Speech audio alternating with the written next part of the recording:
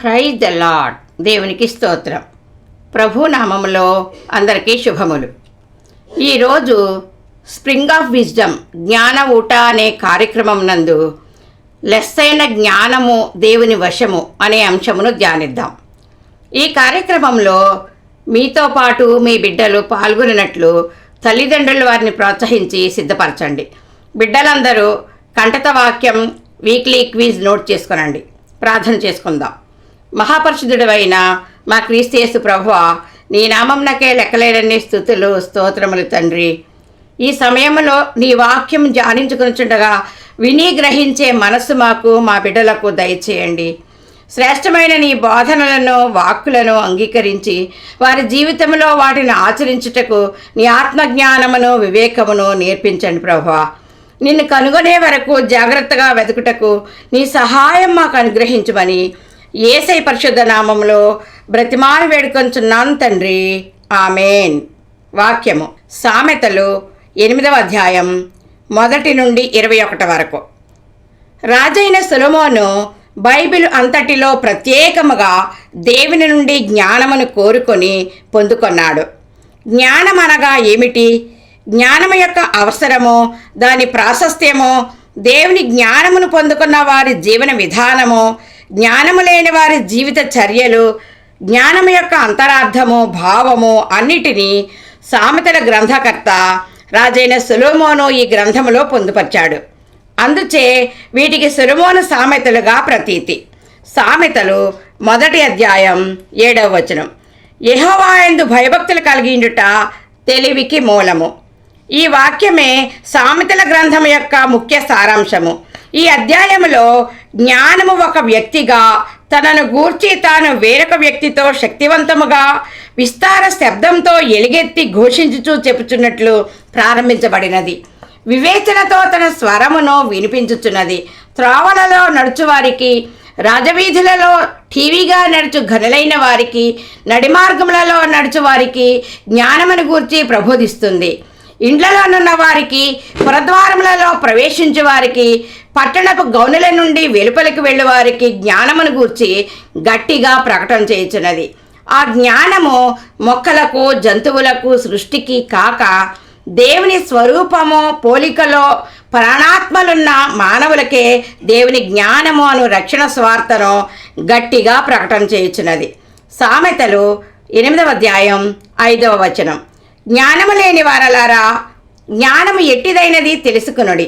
బుద్ధిహీనులారా, బుద్ధి ఎట్టిదైనది యోచించి చూడుడి అని గద్దించి బుద్ధి చెప్పుచున్నది. అయితే ఈ జ్ఞానము లోకానుసారమైనది కాదు. ఈ బుద్ధిహీనులు, జ్ఞానము లేనివారు లోకములో విద్యాధికులుగాను, ఉన్నత స్థితి, పదవులు, ఉద్యోగములలో ఉండి ఉండవచ్చు. ఈ జ్ఞానము దేవుని దృష్టిలో వెరితనమే. 1 కొరింథీ 1:20-21. జ్ఞాని ఏమయ్యేను? శాస్త్రి ఏమయ్యేను? ఈ లోకపు తర్కవాది ఏమయ్యేను? ఈ లోక జ్ఞానమును దేవుడు వెరితనముగా చేసి ఉన్నాడు కదా. దేవుని జ్ఞానానుసారముగా లోకము తన జ్ఞానము చేత దేవుని ఎరుగకుండినందున సువార్త ప్రకటన అయిన వెరితనము చేత నమ్మువారిని రక్షించుట దేవుని దయాపూర్వక సంకల్పమాయెను.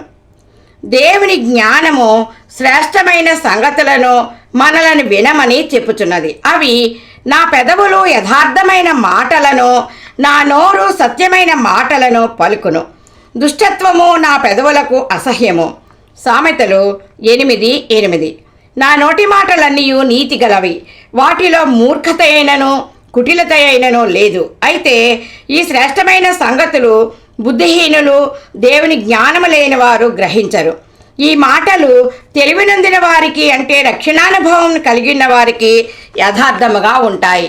వెండిని, మేలిమి బంగారమును ఆశింపకూడదు. విస్తారమైన ధన సంపాదన కంటే దేవుని జ్ఞానము శ్రేష్టమైనది. విలువగల సొత్తులేవియు దానితో సాటి కావు. కీర్తన 119:72. వేల కొలది వెండి బంగారు నాణెముల కంటే నీవిచ్చిన ధర్మశాస్త్రము నాకు మేలు. జ్ఞానమే జ్ఞానమును నేను అని సూటిగా చెప్పుచున్నది. సామెతలు 8:12. జ్ఞానమును నేను చాతుర్యమును నాకు నివాసముగా చేసుకుని ఉన్నాను. సదుపాయములు తెలుసుకొనుట నా చేతనగును. ఆ సదుపాయములే జ్ఞానము తన వివేచనతో కంఠస్వరమును గట్టిగా వినిపిస్తూ ప్రకటన చేసిన శ్రేష్టమైన సంగతులు. నేను మరలా చెప్పుచున్నాను, జాగ్రత్తగా వినండి అన్నట్లుగా యెహోవాయందలి భయభక్తుల గూర్చి అనేక మారులు హెచ్చరిక చేయబడినది. యెహోవాయందు భయభక్తులు కలిగినట చెడుతనం నసహించుకునుటయే. గర్వము, అహంకారము, దుర్మార్గత, కుటిలమైన మాటలు నా వలె మీరును అసహించుకోవాలి. సామెతలు 8:14. ఆలోచన చెప్పుటయు లెస్సైన జ్ఞానమునిచ్చుటయు నా వశము. జ్ఞానాధారము నేనే, పరాక్రమము నాదే అని దేవుని జ్ఞానము ఘోషించుచున్నది. రాజులు రాజ్యాలను ఏలుటకు, అధికారులు న్యాయముగా పరిపాలన చేయుటకు, లోకములోని అధిపతులు, ఘనులు, న్యాయాధిపతులు న్యాయ పరిపాలనతో ప్రభుత్వం చేయుటకు నేనే జ్ఞానమును కలుగచేస్తాను. ఆ జ్ఞానమే యేసుక్రీస్తు. ప్రభువే జ్ఞానము, ప్రభువే ఆత్మ. నా ఆత్మను మీ మీద కుమ్మరిస్తానని తెలియచేశాడు. సామెతలు 1:23.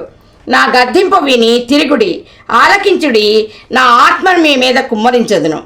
ఆ జ్ఞానము ఎవరైతే పొందుకుంటారో వారు నీతి మార్గములలోనూ న్యాయ మార్గముల యందు నడుస్తారు. సామెతలు 8:21. నన్ను ప్రేమించు వారిని ఆస్తికర్తలుగా చేయుదును, వారి నిధులను నింపుదును. బుద్ధి వివేకములు గల జ్ఞానాత్మను పొందుకున్న వారు సమయోచితమైన జ్ఞానమును దేవుని ఆత్మ ద్వారా గ్రహింపబడి మేలైన యుక్త మార్గమును అనుసరిస్తారు. వారి చేతి పనులు దీవెనకరముగా ఉండి వారు చేపట్టిన అన్ని కార్యాలలో అభివృద్ధి, సఫలత కలిగి ఉంటారు. వారు ఆస్తికర్తలుగా ఉండి న్యాయార్థమైన సంపదలచే వారి ధన నిధులు నింపబడి అప్పిచ్చువారుగాను తలగాను ఉంటారు. వాక్యము నుండి ప్రాముఖ్యమైన విషయాలు. జ్ఞానము ముత్యముల కన్నా శ్రేష్టమైనది. విలువగల సొత్తులేవియు దానితో సాటి కావు. యెహోవాయందు భయభక్తులు కలిగియుండుట చెడుతనం నసహించుకొనుటయే. నన్ను ప్రేమించు వారిని నేను ప్రేమించుచున్నాను. నన్ను జాగ్రత్తగా వెదకువారు నన్ను కనుగొందురు. కంటత వాక్యం. సామెతలు 8:14. ఆలోచన చెప్పుటయు లెస్సైన జ్ఞానమునిచ్చుటయు నా వశము.